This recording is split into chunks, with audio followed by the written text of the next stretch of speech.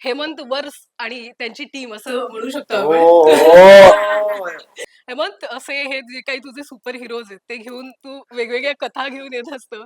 मला त्याबद्दल जाणून घ्यायचं सगळ्यात आधी. बापरे, एकतर हेमंत हेमंत वर्ष आवडला, डोमेवर्स. डोमेवर्स खतरनाक आहे.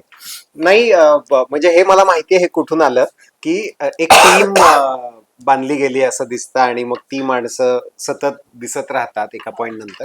तर मला असं वाटतं की हे सगळीकडेच होत असतं.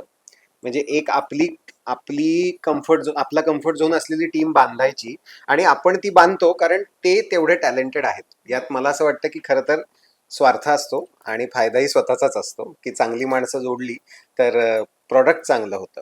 आणि ही तर सगळी टॅलेंटेडच मंडळी आहेत. अर्थात कादंबरी आणि पुष्कराज सोबत अशा पद्धतीने पहिल्यांदा काम करतोय. हे हे तर काय आता आहेच, म्हणजे ते असतं स्क्रिप्ट आणि कायम आहे तुझा. स्क्रिप्ट आणि ते असतं. आणि superhero आता कायम आहे. आणि आता हे नव्याने जोडलं गेलेलं एक पात्र आहे.